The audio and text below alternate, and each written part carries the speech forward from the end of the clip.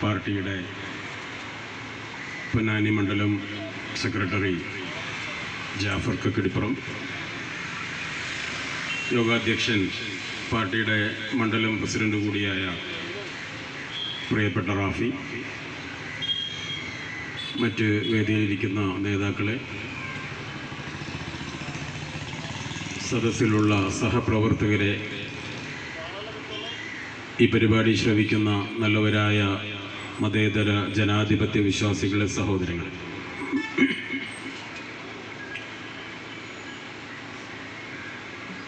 ഈ റിപ്പബ്ലിക് ദിനത്തിൽ ഭരണഘടനയാണ് ഇന്ത്യയുടെ ആത്മാവ് എന്ന സന്ദേശമുയർത്തിക്കൊണ്ട് സംസ്ഥാനത്തുടനീളം പാർട്ടി ഇന്ന് ഈ സമയത്ത് ഇതുപോലെ അംബേദ്കർ സ്ക്വയറുകൾ സംഘടിപ്പിച്ചുകൊണ്ടിരിക്കുകയാണ്. ലോകത്തിലെ ഏറ്റവും വലിയ ജനാധിപത്യ സംവിധാനമാണ് നമ്മുടെ രാജ്യത്തിൻ്റേത്. ലോകത്ത് എഴുതപ്പെട്ട ഭരണഘടനയുള്ള രാജ്യങ്ങളിൽ ഏറ്റവും മഹത്തായതും നമ്മുടെ രാജ്യമാണ് എന്ന് നമ്മൾ അഭിമാനിക്കാറുണ്ട്. ജനാധിപത്യ സംവിധാനത്തിലൂടെ തിരഞ്ഞെടുക്കപ്പെട്ട ഒരു ഭരണകൂടം ഈ രാജ്യത്തിനുണ്ട് എന്നാണ് വെപ്പ്.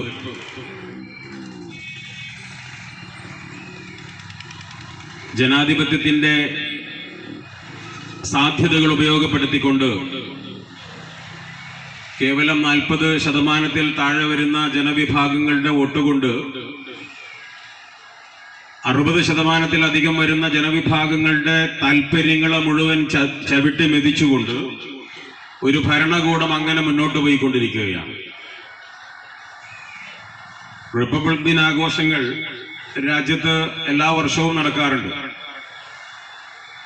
അത് ഈ രാജ്യത്തിന്റെ ഭരണഘടനാ മൂല്യങ്ങളെ ഉയർത്തിപ്പിടിച്ചുകൊണ്ട് ഔദ്യോഗിക സംവിധാനങ്ങൾ നടത്തി വരുന്നതാണ് പലപ്പോഴും നമ്മളൊക്കെ വാർത്താ മാധ്യമങ്ങളിലൂടെ കാണാറുള്ളത്. വിദ്യാഭ്യാസ സ്ഥാപനങ്ങളിലും സർക്കാർ ഓഫീസുകളിലുമൊക്കെ സർക്കാരിന്റെ നിർദ്ദേശപ്രകാരം ഒരു ചടങ്ങ് എന്നുള്ള നിലയ്ക്ക് അത് നടന്നു വരാറുണ്ട് എന്ന് നമുക്കറിയാം. എങ്കിൽ പോലും ഒരു മതേതര ജനാധിപത്യ രാജ്യത്തിന്റെ ഭരണഘടനയുമായി ബന്ധപ്പെട്ട സന്ദേശങ്ങൾ രാജ്യത്തെ പൗരന്മാർക്ക് നൽകിക്കൊണ്ടാണ് ഓരോ റിപ്പബ്ലിക് ദിനവും കടന്നു പോകാറുള്ളത്. ഭരണഘടനയെക്കുറിച്ച് പറയുമ്പോൾ നമുക്കറിയാം, ബാബാ സാഹേബ് അംബേദ്കറെ കുറിച്ച് പറയാതെ, നമ്മുടെ ഭരണഘടനാ ശില്പിയായ അംബേദ്കറിനെ അനുസ്മരിക്കാതെ, അദ്ദേഹം ഈ രാജ്യത്തിന് നൽകിയ മഹത്തായ ഭരണഘടനയുടെ മൂല്യങ്ങൾ അനുസ്മരിപ്പിക്കാതെ ഒരു റിപ്പബ്ലിക് ദിനവും കടന്നുപോയിട്ടില്ല കഴിഞ്ഞ കാലങ്ങളിൽ. എന്നാൽ രാജ്യത്തിന്റെ 75ാം സ്വാതന്ത്ര്യ ദിനാഘോഷ പരിപാടികളുടെ സമാപനത്തിന്റെ ഭാഗമായി രാജ്യസഭയിൽ നടന്ന ചർച്ചയിൽ ഈ രാജ്യത്തിന്റെ ആഭ്യന്തരമന്ത്രി തന്നെ മഹത്തായ ഇന്ത്യ രാജ്യത്തിന്റെ ഭരണ ശ്രീകോവിലിൽ രാജ്യസഭയിൽ പറയുകയാണ്, അംബേദ്കറെ കുറിച്ച് പറയുന്നത് ഇന്ന് ഇന്ത്യക്കാരായ ജനങ്ങൾക്ക് ഒരു ഫാഷനായി മാറിയിട്ടുണ്ട്. മന്ത്രോച്ചാരണങ്ങൾ ഉരുവിടുന്ന പോലെയാണ് ഇന്ത്യക്കാരായ ആളുകൾ. ഇന്ത്യ രാജ്യത്തിന്റെ ആഭ്യന്തരമന്ത്രിയാണ് പറയുന്നത്. ഈ രാജ്യത്തിന്റെ ഭരണഘടനയെ സംരക്ഷിക്കാൻ പ്രതിജ്ഞാബദ്ധനായ, ആ ഭരണഘടന തൊട്ടുകൊണ്ട് സത്യപ്രതിജ്ഞ ചെയ്ത് ഈ രാജ്യത്തിന്റെ മൂല്യങ്ങളെ സംരക്ഷിക്കുമെന്ന് ഉറപ്പു നൽകി അധികാരത്തിലേറിയ രാജ്യത്തെ പൗരന്മാർക്ക് ഒരു ഫാഷനായി മാറിയിരിക്കുകയാണ്. അംബേദ്കർ അംബേദ്കർ അംബേദ്കർ എന്ന് ഇവരൊക്കെ പറയുന്നത് ഒരു മന്ത്രമായി ഉരുവിടുകയാണെങ്കിൽ വരുന്ന 7 തലമുറക്ക് മോക്ഷം ലഭിക്കാൻ സാധിക്കുമാറ് അത്ര തവണ അംബേദ്കറിന്റെ പേര് ഇവർ ആവർത്തിക്കുന്നുണ്ട് എന്നുള്ള കടുത്ത അസഹിഷ്ണുത, അംബേദ്കറോടുള്ള, അംബേദ്കറിന്റെ സമുദായത്തോടുള്ള, അംബേദ്കർ മുന്നോട്ട് വരാൻ പ്രേരിപ്പിച്ച ദലിത് ജനവിഭാഗങ്ങളോടുള്ള അസഹിഷ്ണുതയുടെ, അവരുടെ ദേഷ്യത്തിന്റെ, ഈർഷ്യയുടെ, അതിനുമപ്പുറം RSS മുന്നോട്ട് വെക്കുന്ന ബ്രാഹ്മണാധിപത്യം ഇന്ത്യ രാജ്യത്ത് പച്ചയായി നടത്തിക്കൊടുക്കാൻ സാധിക്കാത്തതിന്റെ ആ വലിയ ഒരു വേദന രാജ്യത്തിന്റെ ആഭ്യന്തര വകുപ്പ് മന്ത്രി രാജ്യസഭയിൽ പങ്കുവെക്കുകയാണ്. നമ്മൾ എന്താ മനസ്സിലാക്കേണ്ടത്? രാജ്യം ഭരിക്കുന്ന വിഭാഗം RSSന്റെ താല്പര്യങ്ങൾ മുന്നോട്ട് വെച്ചുകൊണ്ടാണ് പോകുന്നത്. RSS ഇന്ത്യ രാജ്യത്തിന് കാണുന്ന ഭരണഘടന അംബേദ്കർ നൽകിയ ഭരണഘടനയല്ല, മറിച്ച് RSSന്റെ മനസ്സിലുള്ള, RSSന്റെ പുസ്തകങ്ങളിലുള്ള, ഗോൾവാൾക്കറും ഹെഡ്ഗേവാറും ഒക്കെ പറഞ്ഞിട്ടുള്ള ഇന്ത്യ രാജ്യത്തിന്റെ ഹിന്ദുത്വ രാഷ്ട്രത്തിന്റെ ഭരണഘടനയായി നരേന്ദ്രമോദിയും അമിത്ഷായും ഒക്കെ കാണുന്നത് മനുസ്മൃതിയെയാണ് എന്നതുകൊണ്ടാണ് ഈ ഭരണഘടനയെയും ഭരണഘടനാ ശില്പിയായ അംബേദ്കറുടെയും പേര് പറയുന്നത് പോലും ഇവർക്ക് അസഹിഷ്ണുതയുണ്ടാക്കുന്നത്. രാജ്യം ഭരിക്കുന്നത് അവരാ, രാജ്യത്തിന്റെ ഭരണഘടനയുടെ കാവൽക്കാരവരാണ്. ഈ രാജ്യത്തിന്റെ സൈനികരെ പോലും അധികാര നേട്ടങ്ങൾക്ക് വേണ്ടി കുരുതി കൊടുക്കാൻ തയ്യാറായ നരേന്ദ്രമോദിയും അമിത്ഷായുമാണ് രാജ്യം ഭരിക്കുന്നത്. നമുക്കറിയാം, അതിർത്തികളിൽ പലപ്പോഴും യുദ്ധമുണ്ടാകുന്നത് ഭരണകൂടത്തിന്റെ താല്പര്യങ്ങളെ സംരക്ഷിക്കാനാണെന്ന് കഴിഞ്ഞ കാലങ്ങളിലൊക്കെ നമ്മൾ പറഞ്ഞു കേട്ടതാണ്. ഏറ്റവും അവസാനമായി നരേന്ദ്രമോദിയുടെ ഭരണകാലത്ത് അതിർത്തികളിൽ നിരന്തരമായി നമ്മുടെ നൂറുകണക്കിന് ജവാന്മാരെ കുരുതി കൊടുത്തിട്ടുണ്ട്. രാജ്യത്തിന്റെ അതിർത്തി കാക്കുന്ന സൈനികരെ കുറിച്ച് പറയുമ്പോ രാജ്യസ്നേഹ വിജൃംഭിതമായ RSSകാരന്റെ പോസ്റ്റുകൾ സോഷ്യൽ മീഡിയയിൽ നമ്മൾ കാണാറുണ്ട്. എന്നാൽ 40,000 ചതുരശ്ര കിലോമീറ്റർ ഇന്ത്യയുടെ ഭൂമി ചൈന പിടിച്ചടക്കിയിരിക്കുന്നുവെന്ന് അവിടെ ഒന്നും ചെയ്യാൻ നരേന്ദ്രമോദി നേതൃത്വം കൊടുക്കുന്ന ഭരണകൂടത്തിനും സാധിച്ചിട്ടില്ല എന്ന് നമ്മുടെ രാജ്യസഭയിലും ലോക്സഭയിലും കുമ്പസരിക്കുന്ന പ്രധാനമന്ത്രിയാണ് നമ്മളെ ഭരിച്ചുകൊണ്ടിരിക്കുന്നത്. ഈ രാജ്യത്തിന്റെ കാവൽക്കാരാണ് ഇവരെന്ന് പറയുമ്പോ ഏത് രാജ്യമാണ് ഇവർ കാവൽ നിൽക്കുന്നത്? ഇവരെ വിഭാവനം ചെയ്യുന്ന രാജ്യം ഏതാണ് എന്ന് നമ്മൾ പരിശോധിക്കേണ്ടതുണ്ട്.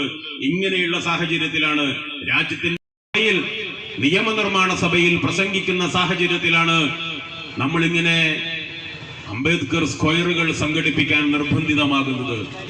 ഇന്ത്യ രാജ്യത്തെ 85% വരുന്ന അധസ്ഥിത ദലിത് പിന്നോക്ക ജനവിഭാഗങ്ങൾക്ക് ഇക്കാലം അത്രയും നീതി കിട്ടിയിട്ടില്ല എന്നും സമത്വം അനുഭവിക്കാൻ സാധിച്ചിട്ടില്ല എന്നും ആ അധസ്ഥിത ജനവിഭാഗങ്ങൾക്ക് എന്നും പ്രാഥമിക വിദ്യാഭ്യാസ സ്ഥാപനങ്ങൾ പോലും അനുവദിച്ചു നൽകാൻ ഇന്ത്യ രാജ്യത്തിന്റെ ഭരണകൂടങ്ങൾക്ക് കാലങ്ങളായി കഴിഞ്ഞിട്ടില്ല എന്നും, എന്നാൽ കോൺഗ്രസ് ഭരിച്ച മഹാഭൂരിപക്ഷം കാലവും അതൊന്നും സാധിക്കാത്തത് കൊണ്ട് ഞങ്ങളൊരു നല്ല ഇന്ത്യ കെട്ടിപ്പടുക്കുന്നു, അച്ഛാധിനായക എന്ന് പറഞ്ഞുകൊണ്ട് അധികാരത്തിൽ വന്ന നരേന്ദ്രമോദിക്ക് കഴിഞ്ഞൊരു പതിറ്റാണ്ടിലധികം ഇന്ത്യ തുടർച്ചയായി ഭരിച്ചിട്ടും ദലിത് ജനവിഭാഗങ്ങൾക്ക് പ്രാഥമിക വിദ്യാഭ്യാസ സ്ഥാപനങ്ങൾ പോലും നൽകാൻ സാധിച്ചിട്ടില്ല എന്നുള്ളിടത്തു നിന്നാണ് നമ്മൾ ഇന്ത്യയെ കുറിച്ച് സംസാരിക്കേണ്ടത്.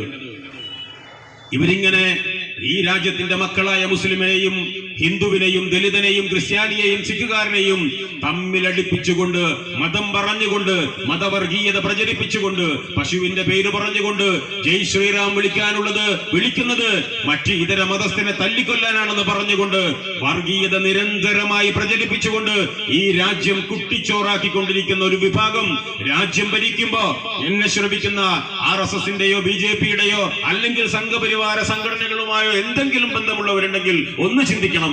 നരേന്ദ്രമോദി 2014 അതിനു മുമ്പത്തൊക്കെ പോട്ടെ, 2014 മുതൽ നരേന്ദ്രമോദി രാജ്യം ഭരിച്ചിട്ട് ഈ രാജ്യത്തിന്റെ പൗരൻ എന്നുള്ള നിലയ്ക്ക് സാധാരണക്കാരനായ ഒരു ഇന്ത്യക്കാരന് അവന്റെ ജീവിതത്തിൽ എന്ത് മാറ്റമാണ് ഉണ്ടായത് എന്ന് പറയാൻ സാധിക്കണം.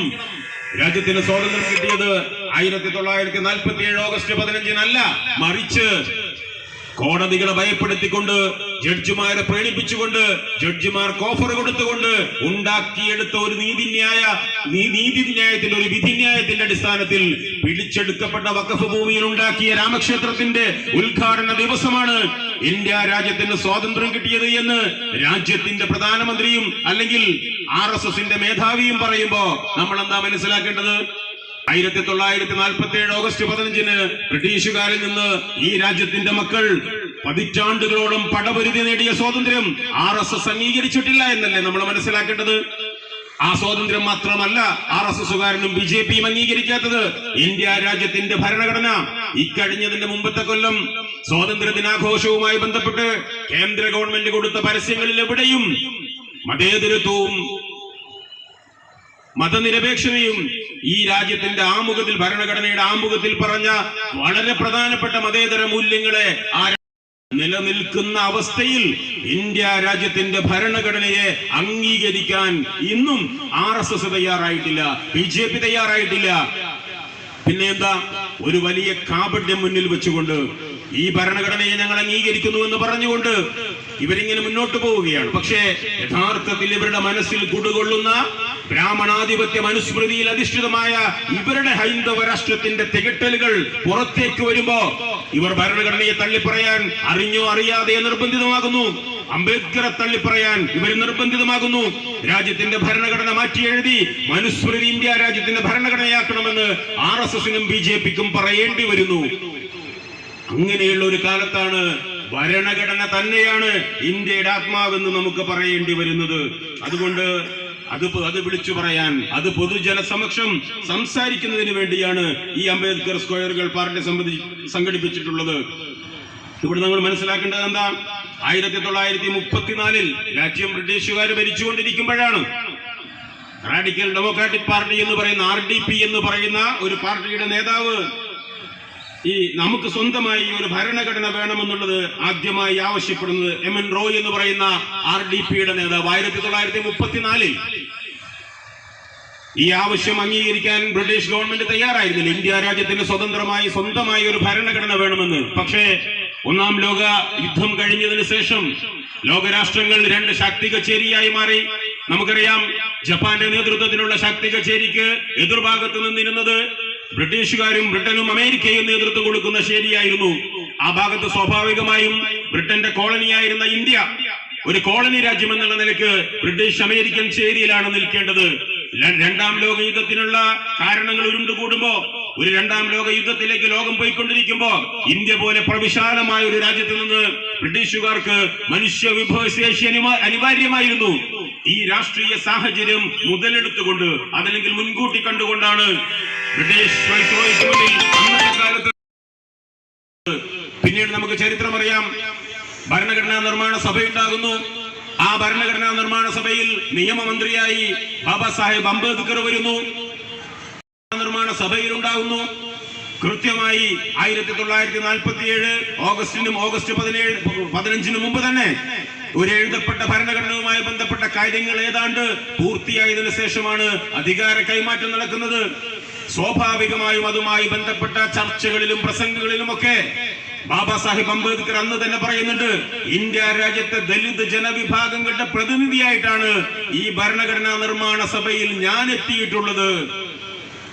അധസ്ഥിത പീഡിതരായ ജാതി വ്യവസ്ഥയുടെ ഇരകളായ ദലിത് പിന്നോക്ക വിഭാഗത്തിന്റെ പ്രതിനിധി എന്നുള്ള നിലക്ക് അവരുടെ മോചനം ഉറപ്പു നൽകുന്ന ഒരു ഭരണഘടനയാണ് ഇന്ത്യ രാജ്യത്തിന് അഭികാമ്യമെന്ന് ഞാൻ മനസ്സിലാക്കുന്നു. പക്ഷേ രാജ്യം സ്വതന്ത്രമായാൽ ബ്രാഹ്മണാധിപത്യത്തിന് കീഴിൽ, ചാതുർവർണ്ണ വ്യവസ്ഥക്ക് കീഴിൽ ഈ രാജ്യത്തിന്റെ ഭരണം മുന്നോട്ട് കൊണ്ടുപോകാൻ ആഗ്രഹിക്കുന്നവർ, ഞാൻ ഉൾക്കൊള്ളുന്ന ജനവിഭാഗത്തെ, അംബേദ്കർ ഉൾക്കൊള്ളുന്ന ജനവിഭാഗത്തെ അധികാരത്തിലെത്തുന്നത് തടയുന്ന രീതിയായിരിക്കും ആവിഷ്കരിക്കുക എന്ന് അംബേദ്കർ അന്ന് തന്നെ മുൻകൂട്ടി കണ്ടിട്ടുണ്ടായിരുന്നു.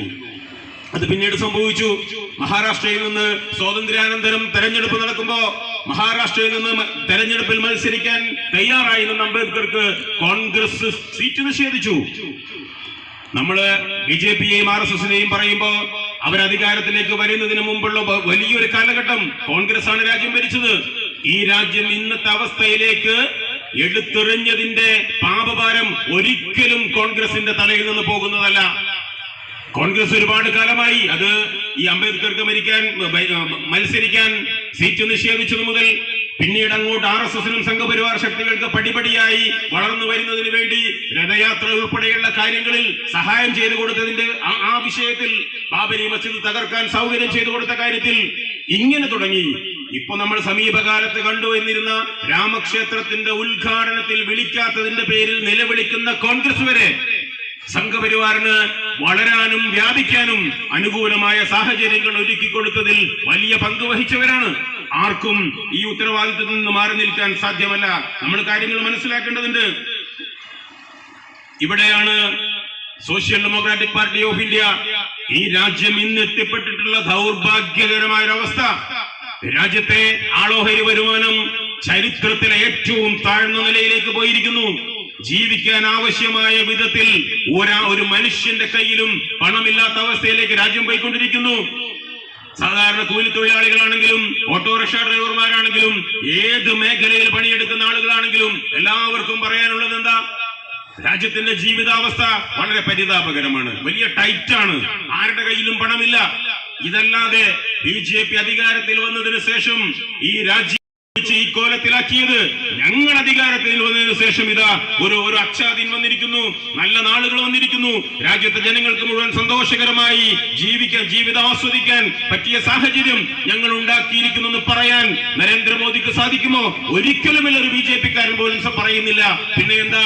കുറെ ഗിമ്മിക്കുകൾ പറഞ്ഞുകൊണ്ട് ഞങ്ങൾ രാമക്ഷേത്രം ഉണ്ടാക്കി, ഞങ്ങൾ ശിവജിയുടെ പ്രതിമ ഉണ്ടാക്കി, ഞങ്ങൾ ഇനി വേറെ പ്രതിമ ഉണ്ടാക്കാൻ പോകുന്നു, ഞങ്ങൾ മുസ്ലിങ്ങളെ മുഴുവൻ ഇവിടുന്ന് പുറത്താക്കാൻ പോകുന്നു, പൗരത്വ നിയമം നടപ്പിലാക്കാൻ പോകുന്നു, ആർട്ടിക്കിൾ 370 ഞങ്ങൾ എടുത്തു മാറ്റിയില്ലേ, മുത്തലാഖ് ബില്ല് കൊണ്ടുവന്നില്ലേ. ഇതുകൊണ്ടൊക്കെ എന്താണ് സാധാരണക്കാരന് കഞ്ഞിവെക്കാൻ പറ്റിയ സാധനങ്ങളാണോ? സാധാരണക്കാരന് കഞ്ഞിവെക്കാൻ പറ്റിയ എന്തെങ്കിലും ഇതിലുണ്ടോ? മതപരമായ കാര്യങ്ങളെ ഉദ്ദീപിപ്പിച്ചുകൊണ്ട് സാധാരണക്കാർ ഒരു ഹൈന്ദവ വിശ്വാസിയാണെങ്കിൽ RSSന്റെ പ്രത്യയശാസ്ത്രങ്ങളിൽ വിശ്വസിക്കുന്ന അല്ലെങ്കിൽ BJP-ക്ക് വോട്ട് ചെയ്യുന്ന വളരെ സാധാരണക്കാരനായ ഒരു ഹൈന്ദവനാണെന്ന് വിചാരിക്കുക. അദ്ദേഹത്തിന്റെ ജീവിതം, ആ ഒരു വ്യക്തിയുടെ ജീവിതം നല്ല രീതിയിൽ മുന്നോട്ട് കൊണ്ടുപോകുന്നതിന് ആവശ്യമായ എന്ത് പരിഹാര മാർഗമാണ് BJP അധികാരത്തിൽ വന്നതിന് ശേഷം ഉണ്ടായിട്ടുള്ളത്? ഗോമൂത്രത്തെ കുറിച്ച് പറയുന്നു, കുടിക്കാൻ സാധിക്കുമോ?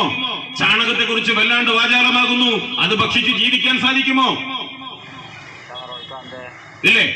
സ്വച്ഛ് ഭാരതിനെ കുറിച്ച് പറഞ്ഞു, കുറെ കക്കൂസുകളെ കുറിച്ച് പറഞ്ഞു. എന്താണുള്ളത്? ഗുജറാത്തിൽ വരെ പോയി നോക്കിയാൽ, ഗുജറാത്തിൽ പോലും പോയി നോക്കിയാൽ എവിടെയാണ് കക്കൂസ് ഉള്ളത്? നരേന്ദ്രമോദി ഒരു ചൂലെടുത്ത് കടപ്പുറം അടിച്ചു വാരുന്ന വീഡിയോ എടുത്ത് ലോകരാജ്യങ്ങൾക്ക് മുന്നിൽ വലിയ കോമാളിത്തരം കാണിക്കുന്നത് ശരിയായിരിക്കാം. ഇന്ത്യയിലെ മുഴുവൻ വീടുകൾക്കും കക്കൂസ് കൊടുത്തു എന്ന് പറയുന്നു. ഞാൻ വെല്ലുവിളിക്കുകയാണ്. BJP ഭരിക്കുന്ന ഏതെങ്കിലും പഞ്ചായത്ത് കേരളത്തിലുണ്ടെങ്കിൽ അവിടെ പോലും മുഴുവൻ കുടുംബങ്ങൾക്കും കക്കൂസ് ഉണ്ടെന്ന് പറയാൻ സാധിക്കില്ല. പിന്നെ ഏത് സ്വച്ഛ് ഭാരതിനെ കുറിച്ചാണ് ഇവർ പറയുന്നത്? കഴിഞ്ഞ ലോക്സഭാ തെരഞ്ഞെടുപ്പിന് മുമ്പ് എന്താ പറഞ്ഞത്? മുഴുവൻ ആളുകൾക്കും വീട്ടിൽ ഗ്യാസ് എത്തിച്ചു കൊടുക്കും. എന്നിട്ട് ഏതോ രാജസ്ഥാനിൽ ഒരു പാവപ്പെട്ട വീട്ടിൽ ഒരു പാവപ്പെട്ട സാധു മനുഷ്യന്റെ കുടിലിൽ ഒരു ഗ്യാസ് സിലിണ്ടറിന്റെ സമീപത്ത് ചെന്നിരുന്നിട്ട് പറഞ്ഞു, എത്രയായിരുന്നു? 10 ലക്ഷത്തി, അതാ 10 കോടിയോ, 10 കോടി ആൾക്കാർക്ക് ഗ്യാസ് സിലിണ്ടർ കൊടുത്തു. 10 കോടി ഒന്നാമത്തെ ആളാണ് നിങ്ങൾ. 10 കോടി കഴിഞ്ഞു. പിന്നെ അതിന്റെ അടുത്ത നമ്പർ 10 കോടി കഴിഞ്ഞിട്ടൊരു ഒന്നുണ്ടാവുമല്ലോ, 10 കോടി 1, അതാണ് നിങ്ങൾ. എന്നിട്ടോ പത്രക്കാർ ആ സ്ത്രീനോട് ചോദിച്ചു, നിങ്ങൾക്ക് എന്നാ ഗ്യാസ് കിട്ടിയത്? ഇവിടെ പ്രധാനമന്ത്രി വരുന്നതിന്റെ അരമണിക്കൂർ മുമ്പ് ഒരു ഗ്യാസ് സിലിണ്ടർ ഇവിടെ ഒരാൾ കൊണ്ടുവന്ന് വെച്ചതാണ്. കുറച്ച് കഴിഞ്ഞപ്പോൾ പ്രധാനമന്ത്രിയും വന്നു. ഇങ്ങനെയുള്ള ഗിമ്മിക്കുകളല്ലാതെ ഈ രാജ്യത്തെ സാധാരണ പൗരന്റെ ജീവിതവുമായി ബന്ധപ്പെട്ട് അവന്റെ ജീവിതം മെച്ചപ്പെടുത്തുന്നതിനാവശ്യമായ എന്ത് വികസനമാണ്, എന്ത് പുരോഗതിയാണ് ഇന്ത്യ രാജ്യത്ത് ഉണ്ടായിട്ടുള്ളതെന്ന് പറയാൻ ഇവർക്ക് പോലും സാധിക്കുന്നില്ല. ഇതൊക്കെ മറച്ചു പിടിക്കുന്നതിന് വേണ്ടി, സാധാരണക്കാരന്റെ ചോദ്യങ്ങളെ ഇല്ലായ്മ ചെയ്യുന്നതിന് വേണ്ടി, വൈകാരികമായ മതപരമായ വിഷയങ്ങളിൽ സാധാരണ ജനങ്ങളെ തളച്ചിട്ടുകൊണ്ട് രാജ്യത്തിന്റെ ഭരണം മുന്നോട്ട് കൊണ്ടുപോകാൻ അതിലിവർ വിജയിച്ചിരിക്കുന്നു. നമ്മളെന്താ മനസ്സിലാക്കേണ്ടത്? രാജ്യത്തൊരു ഭരണഘടന വന്നു, അതുമായി ബന്ധപ്പെട്ട് കോൺഗ്രസ് ആണ് കുറെ കാലം ഭരിച്ചത്. കോൺഗ്രസ് കട്ടുമുടിച്ച് രാജ്യത്തെ ജനങ്ങൾക്ക് രാഷ്ട്രീയ സംവിധാനങ്ങളോട് മുഴുവൻ ഒരുതരം വെറുപ്പ് മനസ്സിലുണ്ടാക്കിയ സാഹചര്യം മുതലെടുത്തുകൊണ്ട് അന്നാ ഹസാരെയെയും ബാബാ രാംദേവിനെയും ഒക്കെ ഇളക്കി വിട്ടുകൊണ്ട് ഈ ഭരണ സംവിധാനത്തെ മുഴുവൻ ഒരു മാറ്റം അനിവാര്യമാണ് രാജ്യത്ത്, ഒരു മാറ്റം അനിവാര്യമാണ് രാജ്യത്ത് എന്നുള്ള ഒരു സന്ദേശം ജനങ്ങൾക്കിടയിലേക്ക് വ്യാപകമായി ഇളക്കി വിട്ടുകൊണ്ട് ആ മാറ്റത്തിന്റെ ഭാഗമായി ഏത് ചെകുത്താൻ അധികാരത്തിൽ വന്നാലും പ്രശ്നമില്ല എന്ന് ചിന്തിക്കുന്ന ഒരവസ്ഥയിലേക്ക് രാജ്യത്തെ ജനങ്ങളുടെ മനസ്സിലെത്തിച്ചുകൊണ്ട് ആ പഴുതിയിലൂടെ അധികാരത്തിൽ വന്നവർ, അങ്ങനെ അധികാരത്തിൽ വന്ന ആളുകൾ പിന്നീട് ഇന്ത്യ രാജ്യത്ത് എന്ത് പുരോഗതി ഉണ്ടാക്കി, എന്ത് മാറ്റമുണ്ടാക്കി. വലിയ കാര്യം പറഞ്ഞുകൊണ്ടാണ് നോട്ട് നിരോധനം. ഒരു തമാശ രണ്ടു ദിവസമായിട്ട് നിങ്ങൾ പത്രത്തിൽ വായിച്ചിട്ടുണ്ടായിരിക്കും. വലിയ എന്തോ കാര്യം ചെയ്യാൻ പോകുന്നു എന്ന് പറഞ്ഞുകൊണ്ടാണ് നോട്ട് നിരോധനം കൊണ്ടുവന്നത്. കള്ളപ്പണം ഇല്ലായ്മ ചെയ്യും, പിന്നെ കള്ളനോട്ടില്ലായ്മ ചെയ്യും. രാജ്യത്തുള്ള മുഴുവൻ സാമ്പത്തികാവസ്ഥയുടെയും കൃത്യമായ കണക്കുകൾ ഉണ്ടായിരിക്കും. വിദേശ രാജ്യങ്ങളിൽ, വിദേശ ബാങ്കുകളിൽ ഇന്ത്യക്കാര് ഇവിടെ അഴിമതി നടത്തിയും മറ്റു രീതിയിൽ സമ്പാദിച്ചുമൊക്കെ കൊണ്ടുപോയിട്ട കോടാനുകോടി രൂപയുടെ മൂല്യമുള്ള വിദേശ നിക്ഷേപങ്ങൾ ഇന്ത്യ രാജ്യത്തേക്ക് തിരിച്ചു വരും. പിന്നെ അതിനു മുമ്പേ പറഞ്ഞു വെച്ച മെയ്ക്ക് ഇൻ ഇന്ത്യ എന്ന് പറയുന്ന വലിയ സ്വപ്നം ഈ പറയുന്ന കറൻസിയൊക്കെ ഉപയോഗിച്ചുകൊണ്ട് സാധ്യമാകും. ഇങ്ങനെ കള്ളപ്പണമില്ലാതെയാകുമ്പോ, കള്ളനോട്ടില്ലാതെയാകുമ്പോ വിദേശ നാണ്യങ്ങൾ, വിദേശത്തെ സ്വിസ് ബാങ്ക് അടക്കമുള്ള വിവിധ രാജ്യങ്ങളിലെ ഇത്തരം കള്ളപ്പണങ്ങൾ കൊണ്ടുപോയി നിക്ഷേപിക്കുന്ന ബാങ്കുകളിൽ ഇന്ത്യക്കാരുടെ പണം തിരിച്ചു വരുമ്പോ അതൊക്കെ ഉപയോഗിച്ചുകൊണ്ട് രാജ്യത്തൊരു വലിയ പുരോഗതി വരാൻ പോകുന്നു എന്ന് കൊട്ടിഘോഷിച്ച് നോട്ട് നിരോധിച്ചു. എന്താ ഉണ്ടായത്? ഈ രാജ്യത്തിന്റെ സാമ്പത്തികാവസ്ഥയുടെ നട്ടെല്ലൊടിഞ്ഞു എന്ന് മാത്രമല്ല, BJPയുമായി ബന്ധപ്പെട്ട കുത്തക മുതലാളിമാരുടെ കൈവശമുണ്ടായിരുന്ന ലക്ഷക്കണക്കിന് കോടി രൂപയുടെ കള്ളപ്പണം അമിത്ഷാക്കടക്കം ബന്ധമുള്ള വിവിധ കോപ്പറേറ്റീവ് ബാങ്കുകളിലൂടെ വെളുപ്പിച്ചെടുത്ത് നല്ല പണമാക്കി മാറ്റി എന്നുള്ളതല്ലാതെ തിരിച്ചെത്തിയ പണത്തിന്റെ കണക്കെത്രയാണ്, തിരിച്ചെത്താൻ ബാക്കിയുള്ള പണത്തിന്റെ കണക്കെത്രയാണ് എന്ന് വെളിപ്പെടുത്താൻ പോലും സാധിക്കാത്തവണ്ണം സാധിച്ചോ? കൃത്യമായി ഒരു കേന്ദ്ര ഗവൺമെന്റ് പറയണമല്ലോ, ഇത്ര രൂപയാണ് തിരിച്ചു വന്നത്, ഇത്രയും പൈസ തിരിച്ചു വന്നിട്ടില്ല, അത് കള്ളപ്പണമാണ് എന്ന് ഡിക്ലെയർ ചെയ്യാൻ പോലും സാധിച്ചിട്ടില്ല ഗവൺമെന്റിന്. അങ്ങനെ ഈ രാജ്യത്തിന്റെ സാമ്പത്തികാവസ്ഥയുടെ നട്ടെല്ലൊടിച്ചതല്ലാതെ ഇപ്പൊ 2 ദിവസമായി ഒരു കോളേജിന്റെ പരസ്യവുമായി ബന്ധപ്പെട്ട് പത്രങ്ങളിലൊക്കെ ഒരു പരസ്യം വന്നു അല്ലേ? ഫെബ്രുവരി 7-ാം തീയതി നോട്ടേ വിട എന്ന് പറയുന്ന ഒരു വാർത്ത. ഞാൻ മനസ്സിലാക്കിയിടത്തോളം രാജ്യത്തെ കേരളത്തില് ആ പരസ്യം കേരളത്തിൽ വന്നതുകൊണ്ട് പത്രം വായിക്കുന്ന 90% ആൾക്കാരും വിചാരിച്ചത് അടുത്ത 7-ാം തീയതി ഈ ചെങ്ങായി എല്ലാ നോട്ടും കൂടെ പിൻവലിക്കാൻ പോകണമെന്ന്. കാരണം എന്താ വെച്ചാൽ നമ്മളത് വിശ്വസിച്ചു പോകും അല്ലേ? 1500 നോട്ട് നിരോധിച്ചത് അങ്ങനെയാ. കാരണം എന്താ? നാളെ രാവിലെ 8 മണി അല്ലെങ്കിൽ ഇന്ന് രാത്രി എത്ര മണി മുതൽ? 8 മണി മുതൽ 10 മണി മുതൽ 1000ന്റെയും 500ന്റെയും നോട്ടുകൾക്ക് വിലയില്ല എന്ന് ഒരു ദിവസം രാത്രിയാണ് പറയണം. ആൾക്കാരിങ്ങനെ പോക്കറ്റിലും ട്രൗസറിന്റെ പോക്കറ്റിലൊക്കെ തപ്പി നോക്കിയപ്പോ 500, 1000. ഇതിന് എന്താ ചെയ്യാൻ അറിയില്ല. നാളെ മുതൽ വെറും പേപ്പർ. ഇങ്ങനെ ഒരു കോമാളിത്തരം കാണിച്ച പ്രധാനമന്ത്രി ആയതുകൊണ്ട് തന്നെ അടുത്ത 7-ാം തീയതി മുഴുവൻ നോട്ടുകളും പിൻവലിച്ച് ഡിജിറ്റൽ കറൻസി മാത്രമാക്കാൻ പോകുന്നു രാജ്യത്ത് എന്നുള്ളൊരു വാർത്ത പത്രത്തിലൊരു വാർത്ത വരുന്ന രീതിയിൽ, പരസ്യമാണെന്ന് തോന്നിക്കാത്ത രീതിയിൽ വന്നപ്പോ പത്രം വായിച്ച 90% ആളുകളും അത് വിശ്വസിച്ചു. കാരണം എന്താ? അങ്ങനെ ഒരു കോമാളിത്തരം ഈ ചങ്ങായി കുറച്ചു കൊല്ലങ്ങൾക്ക് മുമ്പ് കാണിച്ചിട്ടുണ്ട്. അതുകൊണ്ട് ഇയാൾ ഇനിയും അത് കാണിക്കൂലെന്ന് എന്താ ഉറപ്പ്?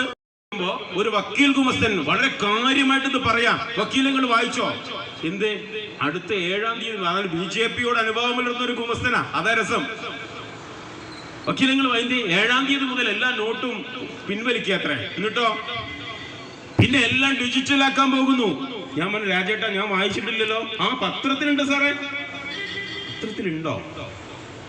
ഞാൻ അന്ന് രാത്രി ഇപ്പൊ ഈ സ്വാഭാവികമായിട്ട് എന്താ വെച്ചാൽ സോഷ്യൽ മീഡിയയിലാണല്ലോ വാർത്തകളൊക്കെ വരുന്നത്. വാട്സപ്പും സംഗതിയും ചാനലുകളും ഒക്കെയാണ്. പത്രം സ്ഥിരമായിട്ട് വായിക്കാറില്ല. ഞാൻ അന്ന് രാത്രി പത്രം തപ്പിപ്പിടിച്ച് വായിച്ചു. ശരിയാണ്, ഫസ്റ്റ് പേജിൽ തന്നെ നോട്ടേ വിട. പക്ഷെ വായിച്ചു വന്നപ്പോ അവസാനം ഒരു ചെറിയ പെട്ടിക്കോളത്തിലുണ്ട്, ഇതൊരു കോൺഗ്രസിന്റെ ഒരു കോളേജിന്റെ ഫ്യൂച്ചറുമായി ബന്ധപ്പെട്ട് നടക്കാൻ പോകുന്ന ഒരു സമ്മിറ്റിന്റെ പരസ്യമാണ്. 2050-ലും 2075-ലും ഒക്കെ ഇന്ത്യയിൽ ഇത്തരത്തിലുള്ള വാർത്തകൾ ലോകത്ത് വന്നേക്കാം. അത് കാണിക്കുന്ന ഒരു സാങ്കല്പിക പത്രമാണിത്. ഇത് വായിക്കാത്ത ആൾക്കാരാണ് വിശ്വസിച്ച്. നമ്മൾ സാധാരണഗതിയിൽ 2017 നോട്ട് നിരോധനം ഉണ്ടായിട്ടില്ല എന്നുണ്ടെങ്കിൽ ഈ വാർത്ത വായിക്കുമ്പോൾ നമ്മളൊക്കെ ചിരിക്കും എന്ന് പറഞ്ഞിട്ട്. കാരണം ഞാൻ ഇന്നും ഓർക്കുന്നു, ആ നോട്ട് നിരോധനം വന്നപ്പോൾ ഞാൻ എറണാകുളത്ത് ഒരു വക്കീലിനെ കാണാൻ പോയി. ഞാൻ എൻ്റെ കക്ഷികളും കൂടെ എറണാകുളത്ത് ഒരു വക്കീലിന്റെ ഓഫീസിലിരുന്ന് സംസാരിക്കും. അത് കഴിഞ്ഞ് പുറത്തിറങ്ങി വന്നപ്പോൾ ഞങ്ങളുടെ ഡ്രൈവർ വന്നിട്ട് പറഞ്ഞു, നിങ്ങൾ അറിഞ്ഞോന്ന് ചോദിച്ചു. എന്ത്? 500-ന്റെയും 1000-ന്റെ നോട്ട് നിരോധിച്ചു. ഉണ്ടാവോ? അത് ഒരിക്കലും ഉണ്ടാവില്ല. ഇന്നിപ്പോ പെട്ടെന്നാണ് നിരോധിച്ചിട്ട് നാളെ മുതൽ. എന്ന് മുതലാ ഡേറ്റ് ഒന്നുമില്ല, എന്ന് മുതൽ നിരോധിച്ചു. പിന്നെ നമ്മുടെ ഫോണൊക്കെ തപ്പിപ്പിടിച്ചപ്പോ ശരിയാണ്. അപ്പൊ അങ്ങനെ ഒരു വലിയ കോമാളിത്തരം ഈ രാജ്യത്ത് നടപ്പിലാക്കി അതേ ചെങ്ങായിയാണ് പ്രധാനമന്ത്രി എന്നുള്ളത് കൊണ്ട് ഇങ്ങനെ ഒരു വാർത്ത വന്നാൽ നമ്മൾ വിശ്വസിച്ചു. നല്ലൊരു ശതമാനവും ഇന്നലെ ഒരു യൂട്യൂബ് ചാനൽ കണ്ടു, ജനങ്ങളെ മുഴുവൻ വിഡ്ഢികളാക്കിയ ഒരു വാർത്തയായതുകൊണ്ട് ചീറ്റിങ്ങിന് പറ്റിച്ചതിന് കേസ് കൊടുക്കാൻ പറ്റുന്ന വരെയുള്ള സംഗതിയാണെന്ന് പറഞ്ഞിട്ട് ഒരു വാർത്തയൊക്കെ കണ്ടു. അത്രയും വിശ്വസനീയമായ രീതിയിൽ ആ വാർത്ത കൊടുത്തിരിക്കുന്നു. പറഞ്ഞു വന്നതല്ല, അതുപോലും വിശ്വസിക്കുന്ന തരത്തിൽ വലിയ കോമാളിത്തരങ്ങൾ കാണിക്കുന്ന ഒരു ഗ്യാങ്ങാണ് ഇന്ത്യ രാജ്യം ഭരിച്ചുകൊണ്ടിരിക്കുന്നത്. ഇതല്ലാതെ ഇവർക്ക് ഭരണഘടനയോട് യാതൊരു താല്പര്യവുമില്ല എന്ന്, ഭരണഘടനാ മൂല്യങ്ങളെ ബഹുമാനിക്കണമെന്ന യാതൊരു മനസ്സും ഇവർക്കില്ല എന്ന് നമുക്ക് വ്യക്തമല്ലേ? ബഹുമാനപ്പെട്ട സുപ്രീം കോടതി പല കാര്യങ്ങളിലും ഭരിക്കുന്നവർക്ക് അനുകൂലമായ ചില നിലപാടുകളുമായി ബന്ധപ്പെട്ട് നിരന്തരമായ വിമർശനങ്ങൾക്ക് രാജ്യത്തിന്റെ പരമോന്നത നീതിപീഠം പോലും വിധേയമായി കൊണ്ടിരിക്കുന്നുള്ള സത്യമാണ്. എങ്കിൽ പോലും ചില കാര്യങ്ങളിൽ ഈ രാജ്യത്തിന്റെ ഭരണഘടനാ മൂല്യങ്ങളെ, ഭരണഘടനയെ അനുസൃതമായി ഉണ്ടാക്കിയ നിയമങ്ങളെ വ്യാഖ്യാനിക്കാനും അതിൽ ഇടപെടലുകൾ ഉണ്ടാകുമ്പോൾ, നിയമവിരുദ്ധമായ സംവിധാനങ്ങൾ ഉണ്ടാകുമ്പോൾ നിയമം വ്യാഖ്യാനിച്ചുകൊണ്ട് വിധി പറയാനും പ്രതിജ്ഞാബദ്ധമായ സുപ്രീം കോടതി പല വിഷയങ്ങളിലും കേന്ദ്ര ഗവൺമെന്റിന്, വിവിധ സംസ്ഥാന ഗവൺമെന്റുകൾക്ക് താക്കീത് നൽകുന്ന നമ്മൾ കണ്ടിട്ടുണ്ട്. അടുത്ത കാലത്ത് 91 ആരാധനാലയ സംരക്ഷണ നിയമത്തിന്റെ അടിസ്ഥാനത്തിൽ രാജ്യത്തെ ബാബരി മസ്ജിദ് ഒഴികെയുള്ള ആരാധനാലയങ്ങൾക്ക് 1947 മുമ്പ് നിലനിന്നിരുന്ന ആരാധനാലയങ്ങളാണെങ്കിൽ, പള്ളി എന്ന് പറഞ്ഞിട്ടില്ല, ആരാധനാലയങ്ങളാണെങ്കിൽ 1947 ഓഗസ്റ്റ് 15 ആ ആരാധനാലയത്തിന്റെ സ്വഭാവം എന്താണോ അത് മാറ്റിമറിക്കണമെന്ന് ആവശ്യപ്പെട്ടുകൊണ്ട് ഒരു സിവിൽ കേസും ഇന്ത്യ രാജ്യത്തെ ഒരു കോടതികളിലും ഫയൽ ചെയ്യാൻ സാധ്യമല്ല എന്ന് ആരാധനാലയ സംരക്ഷണ നിയമം രാജ്യത്ത് നിലനിൽക്കെ BJP ഭരിക്കുമ്പോ വിവിധ സംസ്ഥാനങ്ങളിൽ, BJP ഭരിക്കുന്ന സംസ്ഥാനങ്ങളിൽ ഓരോരോ മുസ്ലിം പള്ളികൾക്കെതിരെ സിവിൽ കേസുകൾ കൊണ്ട് ഫയൽ ചെയ്യുന്നു. ഈ നിയമത്തെ നോക്കുകുത്തിയാക്കിക്കൊണ്ട് ജഡ്ജിമാര് RSSനോട് അനുഭാവം പുലർത്തുന്ന, അല്ലെങ്കിൽ റിട്ടയർമെന്റിന് മുമ്പ് ഹൈക്കോടതികളിലോ സുപ്രീം കോടതികളിലോ എത്തിപ്പെടണമെന്ന് ആഗ്രഹിക്കുന്ന ജഡ്ജിമാർ, അല്ലെങ്കിൽ റിട്ടയർമെന്റിന് ശേഷം കേന്ദ്ര ഗവൺമെന്റിന്റെ ഔദാര്യം പറ്റി ദാസ്യപ്പണിയെടുക്കാൻ തയ്യാറുള്ള ജഡ്ജിമാർ ഈ നിയമത്തെ നോക്കുകുത്തിയാക്കിക്കൊണ്ട് വിവിധ പള്ളികളുടെ ഹൗദിന്റെ ഉള്ളിലും മേറാബിനുള്ളിലും പള്ളിക്കുള്ളിലും പള്ളിക്കിണറ്റിലുമൊക്കെ ഖനനം നടത്താൻ അനുമതി കൊടുത്തുകൊണ്ടിരിക്കുമ്പോ സുപ്രീം കോടതി ഇടപെട്ടു. സമ്പലിലെ പള്ളിയിൽ അതിക്രമിച്ചു കയറി സർവേ നടത്താൻ ശ്രമിച്ചു, വെടിവെപ്പുണ്ടായി, 4-5 മുസ്ലിം ചെറുപ്പക്കാർ മരിച്ചു. സുപ്രീം കോടതി ഇടപെട്ടു. ഇനി ഒരു ഉത്തരവുണ്ടാകുന്നത് വരെ ഇത്തരത്തിലുള്ള ഒരു ഖനനവും അനുവദിക്കരുതെന്ന് കൃത്യമായി സുപ്രീം കോടതി പറഞ്ഞ നിയമം നിലനിൽക്കെ, വിധിന്യായം നിലനിൽക്കെ, സമ്പലിൽ നമ്മൾ ഇന്നലെ കണ്ടതെന്താ? സുപ്രീം കോടതിയെ പോലും നോക്കികുത്തിയാക്കിക്കൊണ്ട്, വെല്ലുവിളിച്ചുകൊണ്ട് സമ്പലിലെ പള്ളിയുടെ കിണർ ഇന്നലെ സംഘപരിവാർ ഹിന്ദുത്വ അജണ്ടയുമായി മുന്നോട്ടു പോകുന്ന കോടതിയുടെ ആശീർവാദത്തോടു കൂടി കുഴിക്കൽ ആരംഭിച്ചിരിക്കുന്നു. സമ്പലിൽ നടക്കുകയാണ് രാജ്യത്ത്. ഈ രാജ്യം നിലനിൽക്കണമെന്ന് RSS ഇതേ രീതിയിൽ ജനാധിപത്യ മതേതര മൂല്യങ്ങളോടുകൂടി, നാനാത്വത്തിൽ ഏകത്വത്തോടുകൂടി ഈ രാജ്യത്തിന്റെ ബഹുസ്വരത സംരക്ഷിച്ചുകൊണ്ട് ഈ രാജ്യം നിലനിൽക്കണമെന്ന് RSS ആഗ്രഹിക്കുന്നില്ല, BJP ആഗ്രഹിക്കുന്നില്ല. പകരം അവരെന്താ ആഗ്രഹിക്കുന്നത്?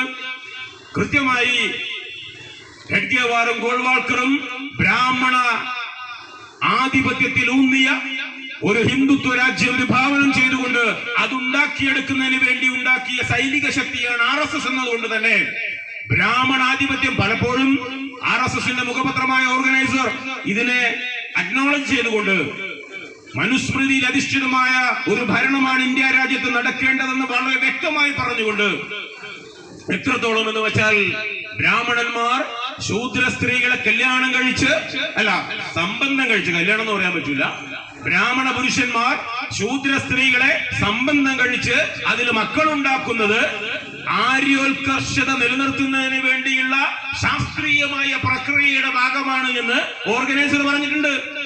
മലയാളത്തിൽ ഞാൻ പറഞ്ഞത് അർത്ഥം മനസ്സിലായ?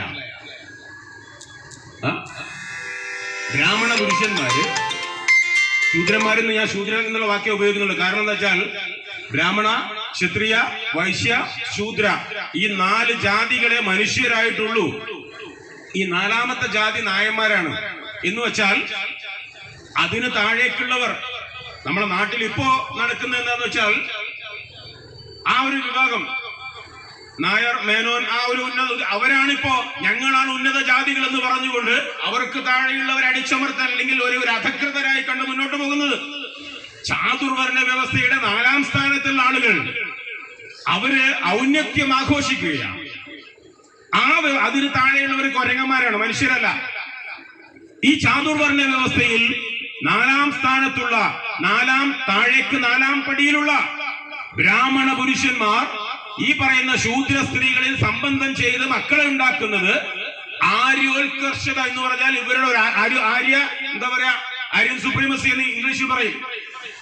ആ ഒരു മേലാള വർഗത്തിന്റെ ഒരു ശുദ്ധത, മേൽജാതികളുടെ ശുദ്ധത നിലനിർത്തുന്നതിന് ആവശ്യമായ ശാസ്ത്രീയമായ പ്രക്രിയയുടെ ഭാഗമാണ് എന്ന് പറയുന്ന ഓർഗനൈസറാണ് RSSന്റെ മുഖപത്രം.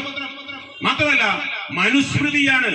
രാജ്യത്ത് 1950 രാജ്യം റിപ്പബ്ലിക് ആയതിനു ശേഷം രാജ്യത്തിന്റെ ഭരണഘടന ഇന്ത്യ രാജ്യം അംഗീകരിച്ച് ഒരു സ്വതന്ത്ര പരമാധികാര റിപ്പബ്ലിക്കാണ് ഇന്ത്യ എന്ന് പ്രഖ്യാപിക്കപ്പെട്ടതിനു ശേഷം ഏതാനും മാസങ്ങൾ കഴിഞ്ഞപ്പോൾ തന്നെ 4 മാസത്തിനകം RSS ഈ ഭരണഘടന ഇന്ത്യക്ക് ചേർന്നതല്ല എന്ന് പറഞ്ഞുകൊണ്ട് അതിനെതിരെ സമരത്തിനിറങ്ങിയിട്ടുണ്ട്, പ്രത്യക്ഷമായി ഇന്ത്യ രാജ്യത്തുടനീളം.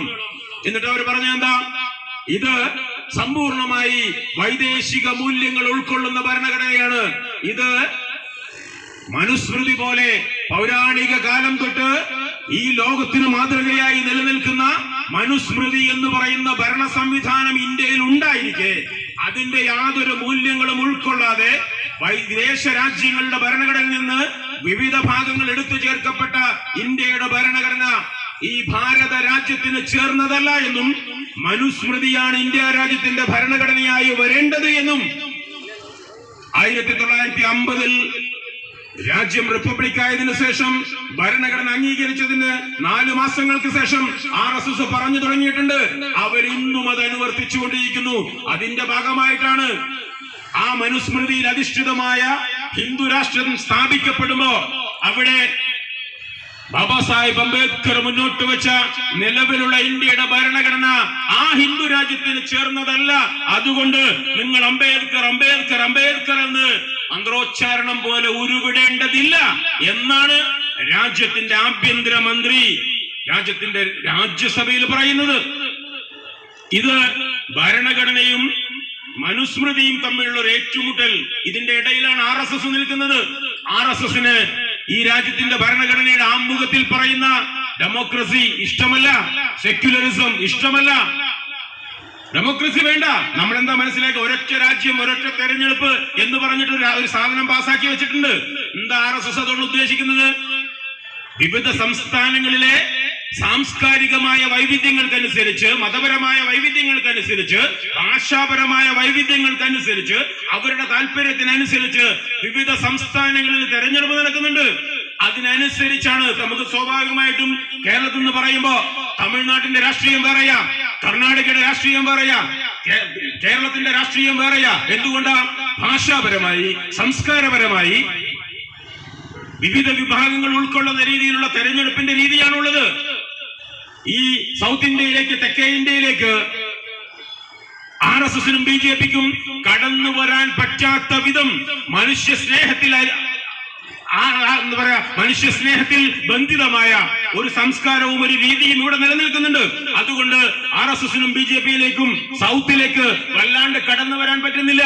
മറികടക്കണമെങ്കിൽ ഹിന്ദി ബെൽറ്റിൽ എന്തെല്ലാം ഗിമ്മിക്കുകളും കുപ്രചരണങ്ങളുമാണോ RSS അഴിച്ചുവിടുന്നത്, അതിനോടൊപ്പം തന്നെ ഇവിടെയും ഒരു അഭിപ്രായ രൂപീകരണം ഉണ്ടാക്കി ഇവരുടേതായ പ്രചരണങ്ങൾ ഏറ്റുപിടിക്കുന്ന തരത്തിൽ ഒരൊറ്റ തെരഞ്ഞെടുപ്പിലേക്ക് കൊണ്ടുപോയി ഏകരൂപത്തിലുള്ള സംസ്ഥാന സംവിധാനങ്ങൾ ഉണ്ടാവണം. RSS ആഗ്രഹിക്കുന്നു. വൈവിധ്യങ്ങൾ ഉൾക്കൊള്ളാൻ RSS തയ്യാറല്ല, BJP തയ്യാറല്ല. ഭാഷാപരമായ വൈജാത്യങ്ങൾ ഉൾക്കൊള്ളാൻ RSSും BJPയും തയ്യാറല്ല. ഡൽഹിയിലും UPയിലും നിരവധി തവണ സഞ്ചരിച്ചിട്ടുള്ള ഒരാളെന്നുള്ള നിലയ്ക്ക് എനിക്ക് പറയാൻ പറ്റും. കേരളത്തിൽ നിന്നാണ് എന്ന് പറയുമ്പോ നമ്മൾ പരിചയപ്പെട്ട് അവിടെ ഒരിക്കലൊരു പോലീസുകാരനെ UPയിൽ പരിചയപ്പെട്ടു. ഞാൻ കേരളത്തിലെ വക്കീലാണെന്ന് പറഞ്ഞ് പരിചയപ്പെട്ടതിന് ശേഷം അയാൾ ചോദിക്കുകയാണ്, അപ്പൊ നിങ്ങൾ ഇന്ത്യയിലല്ലേ? ഞാൻ കേരളത്തിലാണ്, വക്കീലാണ്, ഇവിടെ കേസിന് വന്നതാണെന്ന് പറഞ്ഞ് എല്ലാം പരിചയപ്പെട്ടതിന് ശേഷം ഒരു പോലീസുകാരൻ UPയിൽ നിന്ന് എന്നോട് ചോദിച്ചതാ, അപ്പൊ നിങ്ങൾ ഇന്ത്യയിൽ നിന്നല്ലേ? എന്ന് വെച്ചാൽ ഉത്തരേന്ത്യയിലെ RSSന് ആഭിമുഖ്യമുള്ള സംസ്ഥാനങ്ങളിൽ ഇന്നും, ഉത്തരേന്ത്യക്കൊന്നും പോണ്ട, കേരളത്തിലുള്ള RSSന്റെ ഭ്രാന്ത് തലക്ക് പിടിച്ച ആൾക്കാരോട് കേരളത്തെ കുറിച്ചൊന്ന് ചോദിച്ചു നോക്ക്. പലപ്പോഴും ഞാൻ അംഗമായിട്ടുള്ള ഒരു അഭിഭാഷക ഗ്രൂപ്പിൽ പോലും, ഞാൻ അഭിഭാഷക ഗ്രൂപ്പ് എന്ന് പറയുന്നത് അത്യാവശ്യം വിദ്യാഭ്യാസം സംവിധാനങ്ങളെ കുറിച്ചുള്ള അറിവൊക്കെ ഉള്ളവരായിരിക്കില്ല ഗ്രൂപ്പിൽ ഉണ്ടാകുന്നത്.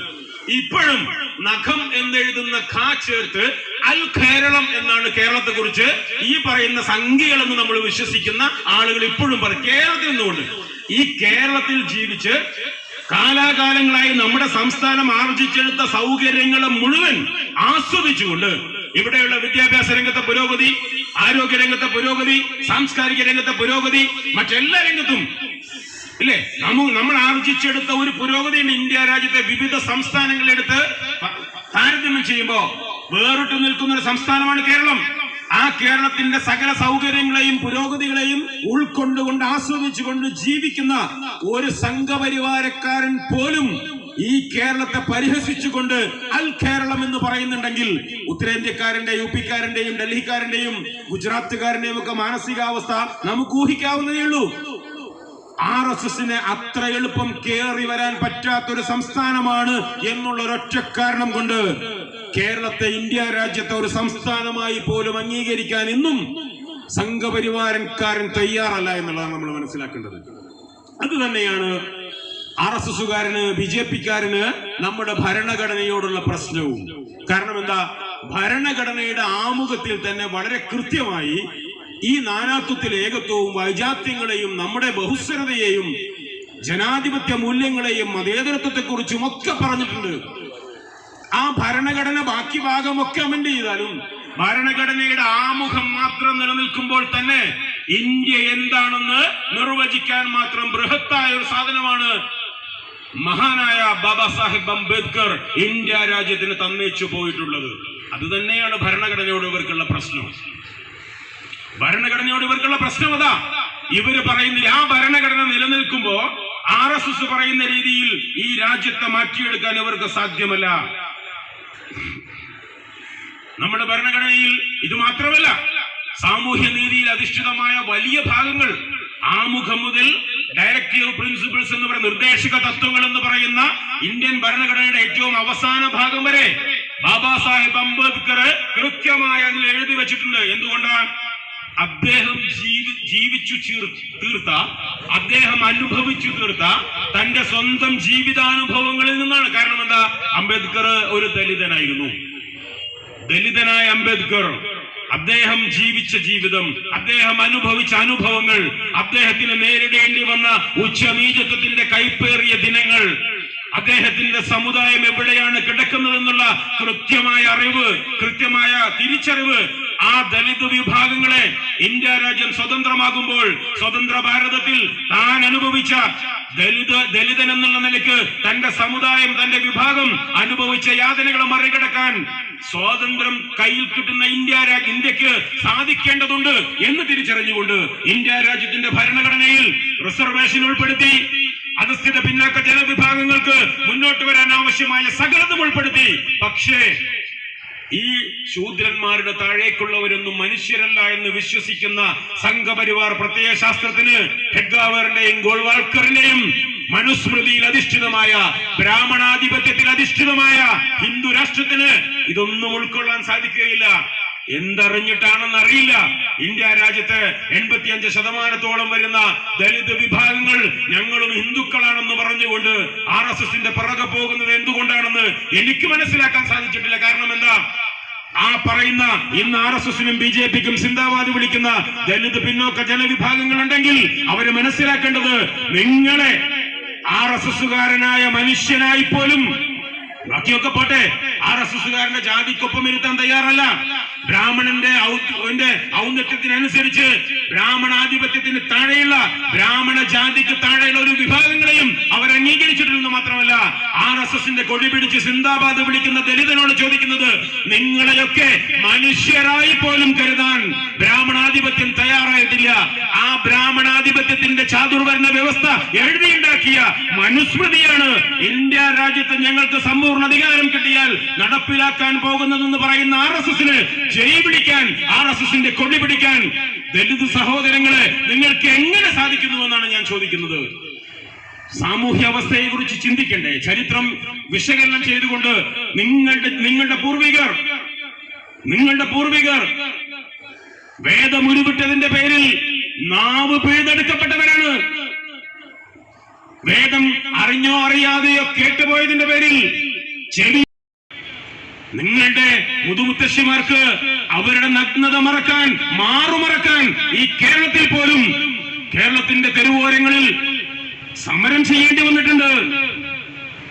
ചാതുർവർണ്ണ വ്യവസ്ഥയുടെ കിരാത നാളുകളിൽ സ്വന്തം മാറിടം മറക്കാനുള്ള അവകാശത്തിന് വേണ്ടി ഒരു ദലിത് സ്ത്രീക്ക് തന്റെ മുലയരിഞ്ഞ് മേൽജാതിക്കാരന്റെ മുഖത്തേക്ക് എറിഞ്ഞു കൊടുക്കേണ്ടി വന്നിട്ടുണ്ട് ഈ കേരളത്തിൽ പോലും.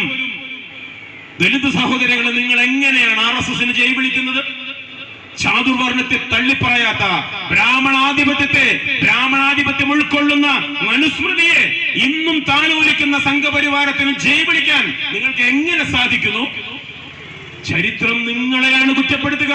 നിങ്ങളുടെ പൂർവികർ അനുഭവിച്ച കിരാതമായ ചാതുർവർണ്ണ വ്യവസ്ഥ, ബ്രാഹ്മണാധിപത്യത്തിന്റെ സകല ദുഷിപ്പുകളും ഉൾക്കൊള്ളുന്ന ഒരു രാഷ്ട്രീയ വ്യവസ്ഥ, അതാണ് BJP മുന്നോട്ട് വെക്കുന്നത്. നിങ്ങൾക്ക് അതിനെ പിന്തുണക്കാനും അതിനെ പരിപോഷിപ്പിക്കാനും അതിന് ജയ് വിളിക്കാനും എങ്ങനെ സാധിക്കുന്നു എന്നാണ് ചോദിക്കുന്നത്. രാജ്യം സ്വതന്ത്രമായി 75 വർഷങ്ങൾ പിന്നിട്ടിരിക്കുന്നു. ഇന്നും കഴിഞ്ഞ ആഴ്ചയിലെ വാർത്താ മാധ്യമങ്ങൾ ശ്രദ്ധിക്കുക. ബ്രാഹ്മണന്മാര് വെള്ളം കുടിക്കുന്ന കിണറിൽ നിന്ന് ദാഹിച്ചു വലഞ്ഞപ്പോ അറിയാതെ ഒരു തുള്ളി വെള്ളം കുടിച്ചുപോയതിന്റെ പേരിൽ കഴിഞ്ഞ ആഴ്ചയും 3 ദലിത് മക്കളെ RSSന്റെ കിങ്കരന്മാർ മൃഗീയമായി അടിച്ചു കൊന്നിട്ടുണ്ട് ഇന്ത്യ രാജ്യത്ത്. 4 ദിവസം മുമ്പാണ് ദലിതനായ ഒരു അഭിഭാഷകന് തന്റെ കല്യാണത്തിന്, തന്റെ ആഗ്രഹ പൂർത്തീകരണത്തിന്, തന്റെ കല്യാണത്തിന് വരന്റെ വേഷത്തിൽ കുതിരപ്പുറത്ത് സഞ്ചരിക്കാൻ 100 കണക്കിന് പോലീസുകാരുടെ അകമ്പടി സുരക്ഷിതത്വം വാങ്ങേണ്ടി വന്നത്. കോടതിയിൽ അപേക്ഷ കൊടുത്ത് ഒരു കോടതി ഉത്തരവിന്റെ ബലത്തിൽ ദലിതനായ ഒരു വക്കീലിന് പുതിയാപ്പള പോകുമ്പോ കുതിരപ്പുറത്ത് പോകാൻ കോടതികളെ സമീപിച്ച് 100 കണക്കിന് പോലീസുകാരുടെ സംരക്ഷണം വാങ്ങേണ്ടി വന്ന രാജ്യമാണ് ഇന്ത്യ. കഴിഞ്ഞ നൂറ്റാണ്ടിലല്ല, കഴിഞ്ഞ പതിറ്റാണ്ടിലല്ല, കഴിഞ്ഞ ആഴ്ചയിലെ വാർത്താ മാധ്യമങ്ങൾ എന്നെ ശ്രമിക്കുന്ന RSSകാരോ BJPക്കാരോ ഉണ്ടെങ്കിൽ ഒന്നെടുത്ത് വായിച്ചു നോക്കണം. നിങ്ങൾ ഹിന്ദു എന്ന് പറയുമ്പോ നമ്പൂരി മുതൽ നായാടി വരെയുള്ളവരെ മുഴുവൻ ഒരൊറ്റ മാലയിലെ മണികളെ പോലെ കോർക്കാനിറങ്ങിയ നമ്മുടെ വിഷകലയൊക്കെ ഉണ്ടായിരുന്നല്ലോ. ഇപ്പൊ ജീവിച്ചിരിപ്പുണ്ടോന്ന് അറിയില്ല. നമ്പൂരി മുതൽ നായാടി വരെയുള്ള സകല ഹിന്ദുക്കളെയും ഹിന്ദു സമാജത്തിന്റെ മോചനത്തിന് വേണ്ടി ഒന്നിപ്പിക്കാൻ ഇറങ്ങിത്തിരിച്ച BJPയുടെയും RSSന്റെയും നേതാക്കളോട് ചോദിക്കുക, എവിടെയാണ് നിങ്ങൾ? ദലിതനായ, പഠിച്ചു മിടുക്കനായി, വക്കീലിന്റെ കോട്ടിട്ട് കോടതിയിൽ പോകുന്ന ഒരു ചെറുപ്പക്കാരന് ദലിതനായി പോയതിന്റെ പേരിൽ തന്റെ വരന്റെ വേഷത്തിൽ, കല്യാണ വേഷത്തിൽ വധുവിന്റെ വീട്ടിലേക്ക് കുതിരപ്പുറത്ത് പോകാൻ കോടതിയുടെ അനുമതിയോടുകൂടി 100 കണക്കിന് പോലീസുകാരുടെ സഹായത്താൽ മാത്രം സാധിക്കുന്ന രാജ്യത്താണ് ദലിതരെ നിങ്ങൾ RSSനും BJPക്കും സിന്ദാബാദ് വിളിക്കുന്നത്. ഇവിടെയാണ് നിങ്ങൾ ഭരണഘടനയെ കുറിച്ച് പഠിക്കാതെ നിങ്ങൾക്ക് സംരക്ഷണം നൽകുന്ന ഈ ഭരണഘടന. കോടതിയിൽ പോയപ്പോ ആ അഭിഭാഷകന് തന്റെ കല്യാണത്തിന് കുതിരപ്പുറത്ത് പോകാൻ അനുമതി കിട്ടിയത് ഈ ഭരണഘടന നിലനിൽക്കുന്നത് കൊണ്ടാണ്. അംബേദ്കർ എഴുതിയുണ്ടാക്കിയ ഇന്നത്തെ ഭരണഘടന നിലനിൽക്കുന്നത് കൊണ്ടും ആ ഭരണഘടനയ്ക്ക് അനുസൃതമായി മാത്രമേ ഇന്ത്യ രാജ്യത്ത് നിയമം നിർമ്മിക്കാൻ സാധിക്കൂ എന്നുള്ള നിയമം നിലനിൽക്കുന്നത് കൊണ്ടുമാണ് ആ അഭിഭാഷകന് അങ്ങനെയെങ്കിലും കുതിരപ്പുറത്ത് പോകാൻ സാധിച്ചത്. BJP പറയുന്ന മാതിരി RSS ആഗ്രഹിക്കുന്ന രീതിയിൽ മനുസ്മൃതിയെ ഇന്ത്യ രാജ്യത്തിന്റെ ഭരണഘടനയുടെ അന്തസത്തയായി ഉൾക്കൊണ്ടുകൊണ്ടാണ് മുന്നോട്ട് പോകുന്നതെങ്കിൽ ബ്രാഹ്മണന്മാര് വിധി പറയുന്ന ഒരു കോടതിയിലും മനുസ്മൃതി നോക്കി വിധി പറയുന്ന ഒരു ജഡ്ജും ദലിതനായ അഭിഭാഷകന് കുതിരപ്പുറത്ത് കയറാൻ അനുമതി കൊടുക്കില്ല. കാരണം എന്താണെന്നറിയോ? ഞാൻ പലപ്പോഴും മനുസ്മൃതിയെ കുറിച്ച് പലരും എഴുതിയതൊക്കെ വായിച്ചിട്ടുണ്ട്. മനുസ്മൃതിയിൽ അങ്ങനെ പറയുന്നു, മനുസ്മൃതിയിൽ ഇങ്ങനെ പറയുന്നു. ആകെ ഞാൻ സ്കൂളിൽ പഠിച്ചത് എന്താന്ന് വെച്ചാൽ പിതാരക്ഷതി യൗവനെ, പിതാരക്ഷതി കൗമാരെ, ഭർത്തൃരക്ഷതി യൗവനെ, പുത്രോരക്ഷതി വാർദ്ധക്യെ, ന സ്ത്രീ സ്വാതന്ത്ര്യം അർഹതി. ഈ 4 ഒരു ശ്ലോകം മാത്രമാണ് സ്കൂളിൽ പഠിക്കുന്ന കാലത്ത് മനുസ്മൃതിയിൽ നിന്ന് ഞാൻ പഠിച്ചിട്ടുള്ളത്. അതിൽ അവസാനം പറയുന്നത് കൗമാരകാലത്ത് പിതാവും യൗവനത്തിൽ ഭർത്താവും വാർദ്ധക്യത്തിൽ മക്കളും ഒരു സ്ത്രീയെ സംരക്ഷിക്കും. ന സ്ത്രീ സ്വാതന്ത്ര്യം അർഹതി. എന്നാലും ഒരു സ്ത്രീ സ്വാതന്ത്ര്യം അർഹിക്കുന്നില്ല എന്ന് മനുസ്മൃതിയിൽ പറഞ്ഞിട്ടുണ്ട് എന്ന് പറഞ്ഞ്, അതേപോലെ വേദം കേട്ടാൽ താഴ്ന്ന ജാതിക്കാരന്റെ ചെവിയിൽ ഈയമുരുക്കി ഒഴിക്കണമെന്ന് മനുസ്മൃതിയിലുണ്ട് എന്നും, മേൽജാതിക്കാരൻ നടക്കുന്ന വഴിയിൽ താഴ്ന്ന ജാതിക്കാരൻ വന്നുവിട്ടാൽ 4 മുഴം മാറി നടക്കണമെന്ന് മനുസ്മൃതിയിലുണ്ട് എന്നുമൊക്കെ പലരുടെയും പ്രസംഗത്തിൽ കേട്ടതുകൊണ്ട് ഞാൻ പൈസ കൊടുത്ത് ലോ ബുക്കുകൾ വിൽക്കാൻ ഓഫീസിൽ വരുന്ന ഒരാളെ കൊണ്ട് ഒരു മനുസ്മൃതി കൊണ്ടുവരിപ്പിച്ചു. എന്റെ ഓഫീസിലുണ്ട് സാധനം. കിട്ടിയ കൗതുകത്തിന് ഞാൻ കുറെ പേജുകൾ വായിച്ചു. എന്നെ കേൾക്കുന്ന ആരെങ്കിലും ഉണ്ടെങ്കിൽ നന്നായിട്ട് കേൾക്കണം. ഈ RSS മുന്നോട്ട് വെക്കുന്ന മനുസ്മൃതിയിൽ ബ്രാഹ്മണനും താഴ്ന്ന ജാതിക്കാരനും വ്യത്യസ്തമാണ് ശിക്ഷകൾ. എന്ന് വെച്ചാൽ ഒരു ബ്രാഹ്മണൻ താഴ്ന്ന ജാതിക്കാരിയായ ഒരു സ്ത്രീയെ കയറി പിടിക്കുകയോ ബലാത്സംഗം ചെയ്യുകയോ ചെയ്താൽ ബ്രാഹ്മണനെ ഭരണകൂടം അവന്റെ സാധന സാമഗ്രികളെല്ലാം എടുക്കാൻ അനുവദിച്ച് നാട് കടത്തണം. ബ്രാഹ്മണന് ഓന്റെ സാധന സാമഗ്രികൾ, ഓന്റെ സ്വത്തും മുതലൊക്കെ എടുത്തിട്ട് ഇവിടുന്ന് നാട്ടിൽ നിന്ന് എവിടേക്കെങ്കിലും പോയിക്കൊള്ളാൻ പറയണം. എന്നാലോ താഴ്ന്ന ജാതിക്കാരനാണ് ഒരു ഉയർന്ന ജാതി സ്ത്രീയെ തൊട്ടുപോയതെങ്കിൽ അവനെ വധിക്കണം. മനുസ്മൃതിയാണ് RSS കൊണ്ടുവരാൻ പോകുന്ന ഇന്ത്യ രാജ്യത്തിന്റെ ഭരണഘടന. ഒന്നുകൂടെ പറയാം, ഒരു ആൾക്കൂട്ടത്തിനിടയിൽ താഴ്ന്ന ജാതിക്കാരനായ ഒരാൾ അറിയാതെ കീശ്വാസം വിട്ടാൽ, ഞാൻ മലയാളം പറയട്ടെ, അറിയാതെ വളി വിട്ടാൽ അതിന് ശബ്ദമുണ്ടെങ്കിൽ അതൊരു മേൽജാതിക്കാരൻ കേൾക്കാനിട വന്നാൽ ഈ താഴ്ന്ന ജാതിക്കാരന്റെ പൃഷ്ഠം ഛേദിക്കണം. വെറുതെ പറയുന്നില്ല. ഇന്ത്യ രാജ്യത്ത് ഒരു കാലത്ത് ഈ ബ്രാഹ്മണാധിപത്യ ശക്തികൾ കൊണ്ടു നടന്ന മനുസ്മൃതിയില് താഴ്ന്ന ജാതിക്കാരൻ അറിയാതെ കീശ്വാസം വിട്ട് ശബ്ദമുണ്ടാക്കി മേൽജാതിക്കാരന് അസ്വാരസ്യമുണ്ടാക്കിയാൽ അവന്റെ ചന്തി ഛേദിക്കണമെന്നാണ് മനുസ്മൃതിയിലുള്ളത്.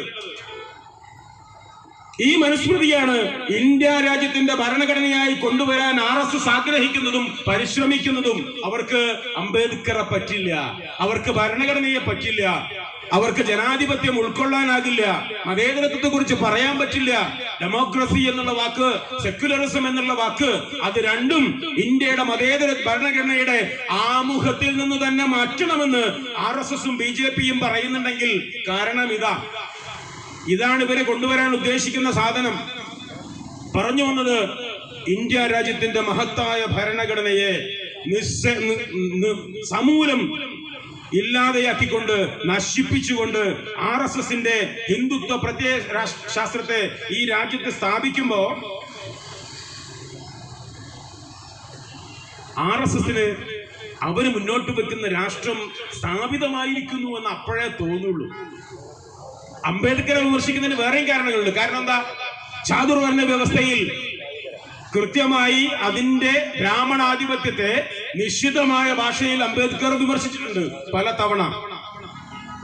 ഭരണഘടനയെ അംഗീകരിച്ചുകൊണ്ട് ഭരണഘടനാ നിർമ്മാണ സഭയുടെ അവസാന പ്രസംഗത്തിൽ അംബേദ്കർ പറഞ്ഞത്, നമ്മളൊരു വലിയ അപകടത്തിലേക്കാണ് പോകുന്നത് എന്നാണ്. അദ്ദേഹം പറഞ്ഞത് സമത്വത്തെക്കുറിച്ച്, വിവിധ ജനവിഭാഗങ്ങൾ തമ്മിലുള്ള സമത്വത്തെക്കുറിച്ച് ഈ ഭരണഘടനയിൽ ഞാൻ എഴുതിയിട്ടുണ്ട്, അതിന് വേണ്ട കാര്യങ്ങൾ ഇതിലുണ്ട്. പക്ഷേ രാഷ്ട്രീയ സമത്വം ഒരുപക്ഷെ നമുക്ക് സാധ്യമായേക്കാം, രാഷ്ട്രീയ സമത്വം സാധ്യമായേക്കാം. പക്ഷേ സാമൂഹിക അടിസ്ഥാനത്തിലും സാമ്പത്തിക അടിസ്ഥാനത്തിലുമുള്ള സമത്വം അത്ര എളുപ്പം സാധിക്കുന്ന ഒന്നല്ല. ആ സാമൂഹ്യമായും സാമ്പത്തികമായുമുള്ള അന്തരത്തെ അതേപടി നിലനിർത്തുകയാണെങ്കിൽ നീതി നിഷേധിക്കപ്പെടുന്ന ജനത നമ്മൾ ഇത്ര കഷ്ടപ്പെട്ടുണ്ടാക്കിയ ഈ ഭരണഘടനയുടെ മൂല്യങ്ങൾക്കെതിരെ ഒരുപക്ഷെ കലാപം നയിച്ചേക്കാം. ഇത് അംബേദ്കർ അന്നേ കണ്ടിട്ടുണ്ട്. മാത്രമല്ല, ഈ ഭരണഘടന ഉപയോഗിച്ച്, ഇതിന്റെ ജനാധിപത്യ സംവിധാനങ്ങൾ ഉപയോഗിച്ച് ഹിന്ദുത്വ ശക്തികൾ, ജാതീയ ശക്തികൾ, ജാതീയ മേൽക്കോയ്മ ഉപയോഗിച്ചുകൊണ്ട് പൂർവാധികം ശക്തിയോടുകൂടി ഇന്ത്യ രാജ്യത്തിന്റെ അധികാരം കൈപ്പിടിയിൽ ഒതുക്കാനുള്ള ശ്രമം നടത്തിയേക്കാം. ഒരുപക്ഷെ പഞ്ചായത്തുകളിൽ പോലും ബ്രാഹ്മണാധിപത്യം ഭരണത്തിലേറുന്ന ഒരു സമയം ഇന്ത്യയിൽ ഉണ്ടായേക്കാമെന്ന് അംബേദ്കർ അന്നേ പറഞ്ഞിട്ടുണ്ട്. മനുഷ്യത്വത്തിലൂന്നിയ, ജനാധിപത്യത്തിലൂന്നിയ, മതേതരത്വത്തിലൂന്നിയ ഒരു സംവിധാനമുണ്ടാക്കി ആ സംവിധാനത്തിന് കീഴിൽ തന്നെ ഇന്ത്യ രാജ്യത്തിന്റെ ഭരണം നിലനിർത്താൻ ഇന്ത്യക്കാരായ നമ്മൾ ഒരുമിച്ച് പരിശ്രമിച്ചില്ലെങ്കിൽ ഇത് അപകടമാകുമെന്ന്, ഈ ഭരണഘടന ഉപയോഗിച്ചുകൊണ്ട് തന്നെ അത്തരമൊരു അപകടം ഇന്ത്യ രാജ്യത്ത് ഉണ്ടാക്കിയെടുക്കാൻ ബ്രാഹ്മണാധിപത്യ ശക്തികൾക്ക് സാധിക്കുമെന്ന് അന്നേ അംബേദ്കർ പറഞ്ഞിട്ടുണ്ട്. ആ പ്രവചനമാണ് ഇപ്പൊ നടന്നുകൊണ്ടിരിക്കുന്നത്. അംബേദ്കർ അന്ന് പറഞ്ഞ പഞ്ചായത്തുകളിൽ പോലും ബ്രാഹ്മണാധിപത്യ ശക്തികൾ ഹിന്ദുത്വ രാഷ്ട്രം എന്ന് പറയുന്ന നല്ല മിഠായിയിൽ പൊതിഞ്ഞ, ഞാൻ പറഞ്ഞ മനുഷ്യരായി പോലും ഗണിക്കപ്പെടാത്ത ആളുകളെ പോലും കൂടെ നിർത്താൻ പറ്റുന്ന വിധത്തിൽ ഇപ്പൊ എന്താ നമ്മൾ കാണുന്നത്? ഇപ്പോ ഇന്നലെ സോഷ്യൽ മീഡിയയില് സംഘപരിവാർ ശക്തികളുടെ ഒരു ഓൺലൈൻ പ്രഭാഷണം കേട്ടു.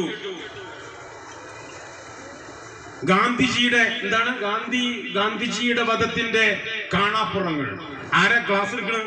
ഷാബു പ്രസാദ്. RSSന്റെ താല്പര്യപ്രകാരമുണ്ടായ ഒരു കൊലപാതകമെന്ന് കൃത്യമായി ഇന്ത്യയുടെ ചരിത്രം പറയുന്ന മുഴുവൻ ആളുകളും മനസ്സിലാക്കിയിട്ടാണ് നമ്മൾ ചർച്ച ചെയ്യുന്ന ഗാന്ധി വധത്തെ കുറിച്ച് RSS എന്തിനാ ഇപ്പൊ ഇങ്ങനെ വേവലാതിപ്പെടുന്നത്?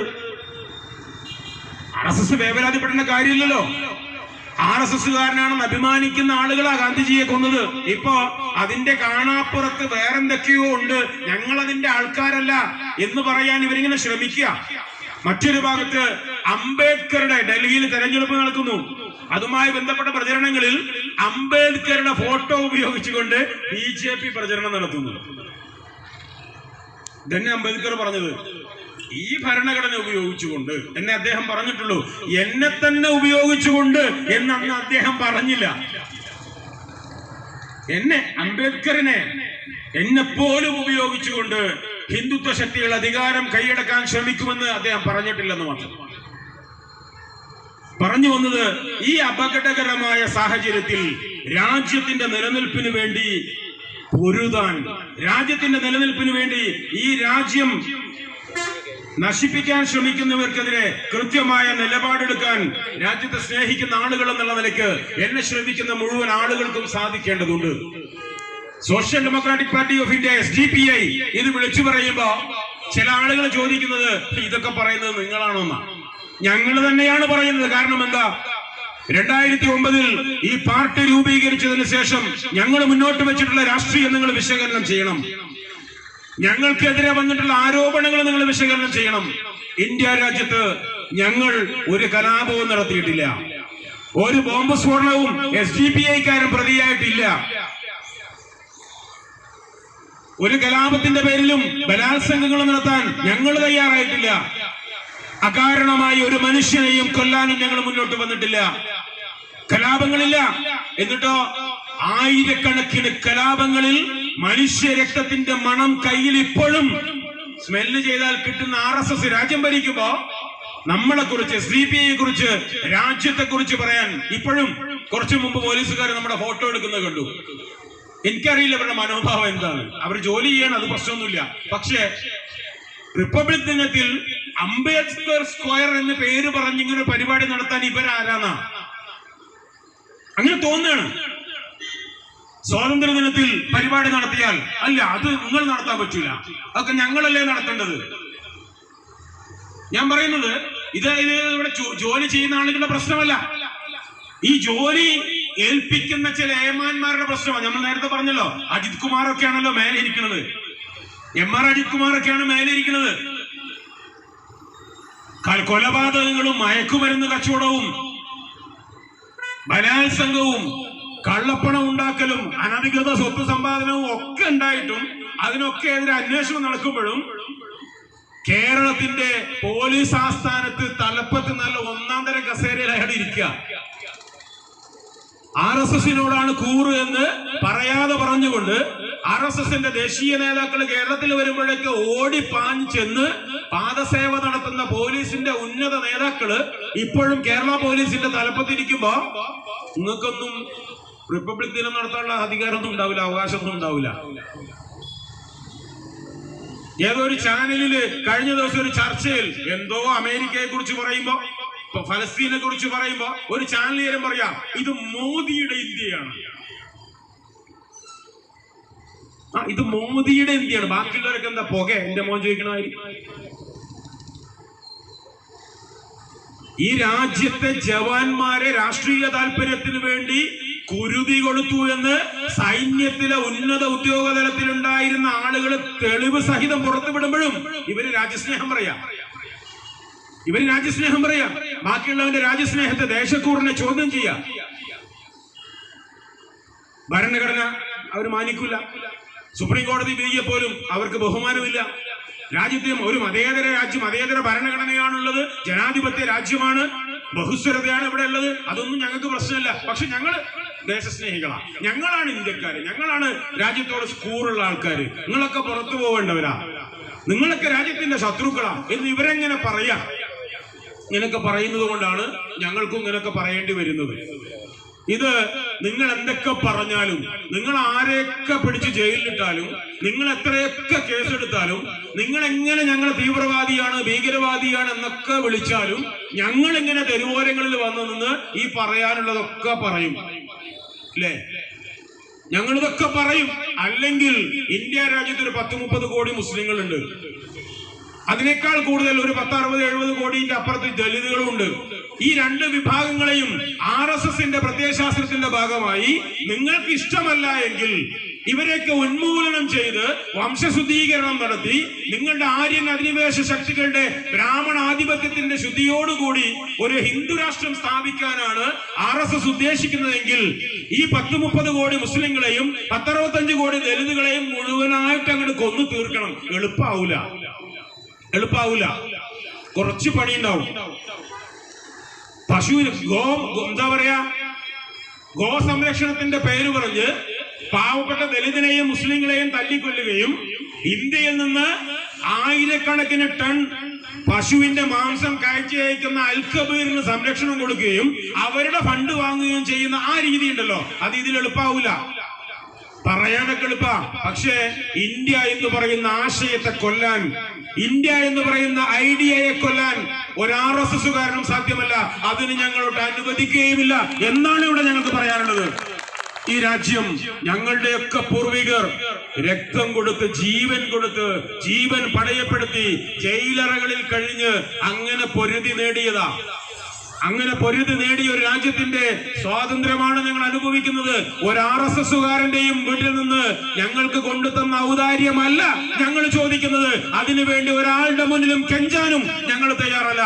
രാജ്യത്തിന്റെ ഭരണഘടന, ഈ രാജ്യത്തിന്റെ നിയമങ്ങൾ, രാജ്യത്തിന്റെ മൂല്യങ്ങൾ ഒരു ഇന്ത്യക്കാരൻ എന്നുള്ള നിലയ്ക്ക് ഇന്ത്യയിലെ ഓരോ ദലിതനും, ഓരോ മുസ്ലിമിനും, ഓരോ ക്രിസ്ത്യാനിക്കും സ്വാതന്ത്ര്യം അനുവദിച്ചു കൊടുത്തിട്ടുണ്ട്.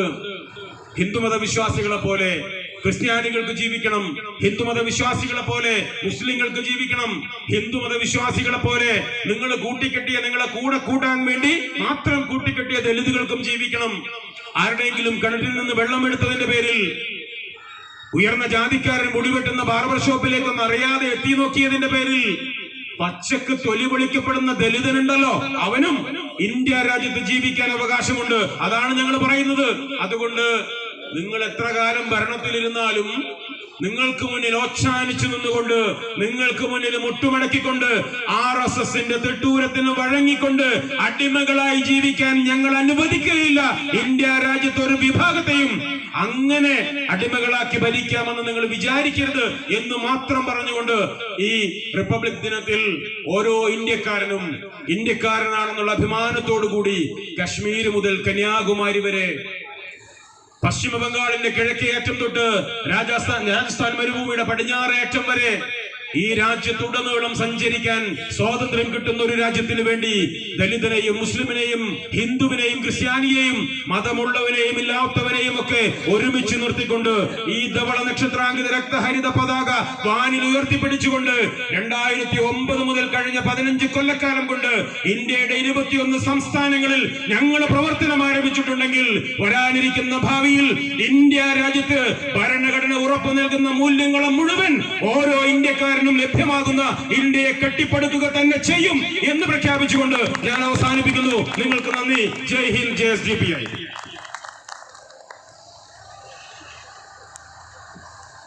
ഈ അംബേദ്കർ സ്ക്വയറിന് ആശംസകൾ അർപ്പിച്ചുകൊണ്ട് പാറഞ്ചേരി ഗ്രാമപഞ്ചായത്ത് 17-ാം വാർഡ് മെമ്പർ ഇഷാദ് അബൂബക്കർ അദ്ദേഹത്തെ ആദരപൂർവ്വം ക്ഷണിക്കുന്നു.